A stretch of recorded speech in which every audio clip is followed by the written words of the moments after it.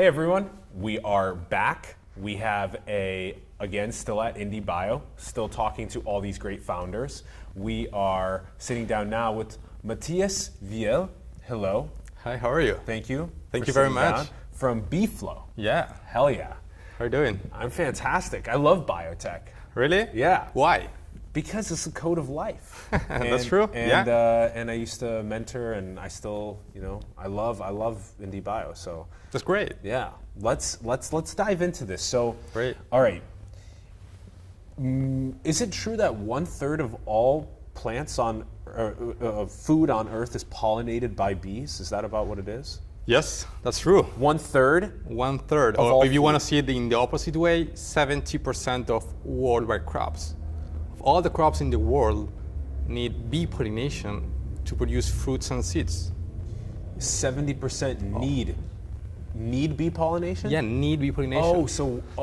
Wow. We wouldn't have that's cool. Avocados, cherries, almonds, blueberries if we don't have bees. So bees are very important in this world. And what exactly is it that the bee does with the crop? So here's the plant, the seed is growing, the plant's growing, and then the bee hangs out by some flowers, the little stamen, gets some of the, what do they get? They put it in their fur and in their face, and then they bring it to the plant and put it on the plant. Is that? More or less, yeah.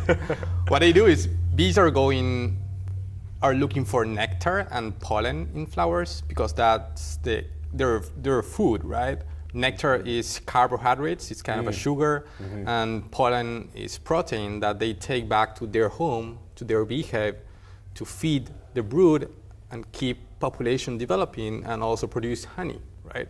But by doing so, without being conscious about that, they're pollinating flowers. What pollination means, I'm gonna give you an example. On blueberry flowers, for example, the blueberry, the one you buy in the grocery store, each blueberry had a flower before the blueberry, right? And what bees do is they transport pollen from the male part of the flower to the female one in order to develop a fruit. The more pollen that is deposited in a flower, in the female part of the flower, means the more seeds that are being produced. And the more seeds that are produced, the bigger the blueberry. So when you see a small blueberry or a big blueberry, or when you see a big apple or a small apple, that's because of the amount of seeds that fruit has. And that's because of bees. I love that. Yeah. So the size of the fruit has to do with the amount of pollen that the bee brought to the plant. Exactly. That's cool. And so then on a blueberry plant, where's the female and where's the male, and then how does the bee move it? There's the blueberry flower has the male and the female part in the same area. And wind doesn't do enough to wind. Usually it's either wind. No, it doesn't do enough. If you don't have bees, you can have production, but it's very low in comparison to having bees working there. Yeah, that's cool. Yeah. So this is perfect segue into Beeflow. Yeah, because definitely. So you guys bring the bees on site to increase the yields. Yeah. Tell us. We are, the bee pollination industry is a very old industry where farmers are calling beekeepers to rent their beehives and pollinate their crops. However, this industry has remained the same for decades. There hasn't been any innovations or technologies applied to bee pollination to increase yields. So what we're doing is we're applying technologies into bees. We are feeding bees with organic molecules compounds to enhance their immune system and make them work more hours, even under cold weather. Yeah. That's true. You're making bees work harder. Yeah. And you know why they work harder? Because they're stronger. They're stronger. They're healthier than a bee that has a weak immune system. So you made a proprietary molecule that you feed the bees. Yeah. And the bees have boosted immune system. Yes. They're able to work harder, less disease, you said as well. Also. Less death then, more healthy. Yeah. Wow. One of the biggest challenges that farmers are having today is in cold weather conditions, bees usually don't work. and they start working probably after 55 degrees. So They farmers, don't work they don't go out of their beehive. under 55 Fahrenheit. They don't go out. Yeah. So what we're doing is, and that's happening, that's making that farmers maybe lose some hours in a day where there's no pollination happening. So what we're doing is, by developing stronger bees, by feeding them with this product, we're making them stronger, and they start working at 45 degrees, for example. So by doing so, more pollen is being transported in the field, and crop yields are being increased. Also, what we do is we're feeding bees with other product that is an organic molecules compounds. That what we're doing is we're training bees to pollinate specific target crops. Yes, we're training them. Whoa! So you can make blueberry bees and strawberry bees. Yeah, it's with the same bees. We can condition bees' memory, similar to the Pavlov theory, the one of the dog. Right. So we can make the bees for a couple of days, between 10 and 15 days. We can condition their memory and make them focus exclusively on blueberry flowers instead of getting distracted by other flowers. So one of the biggest inefficiencies that farmers are dealing with today is they put beehives there from the beekeepers, but bees go everywhere. They go for nectar and pollen, like as I told. You know, you put Facebook out there instead of just sending a direct message between people. You're just scrolling through your news feed, distracted all day. It's very funny. So beehives you'll have bees go wherever instead of target focused on certain things that you need.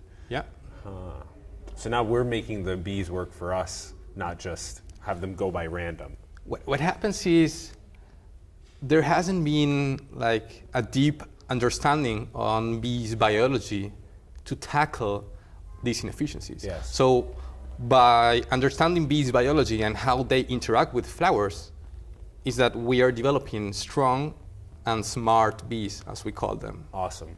You're from Argentina? From Buenos Aires? Yes. So Argentina has a crazy biotech push, is that true? That's true. We're having, and the reason is because we have a very strong academia. We had 2 Nobel Prizes in science. We have a very strong community of researchers. Our researchers are very well known in the world, and we have very good universities and institutions doing research. So we see a lot of potential on Argentina being a leader in the biotechnology space. Good. I'm really happy to hear that. I have to go down. When my friends was just there staying for a couple months, I have to go down and explore myself as well. Good. That's very important to hear that some biotech increases happening in Argentina. So what are some other aspects you were talking about, both training the bees, understanding the biology of the bee to be able to train it to increase its health? What are there other aspects? What we also do is we're placing beehives strategically in the field. What happens is that today, beekeepers place beehives when they provide this pollination service to farmers. They place them in large groups where it is more convenient to them, actually. But the problem is that beekeepers' motivation today is not to produce more apples per acre. Their motivation is their bees producing honey and getting money from the farmers, right? And that's perfect. That's okay. That's the way we manage pollination for decades.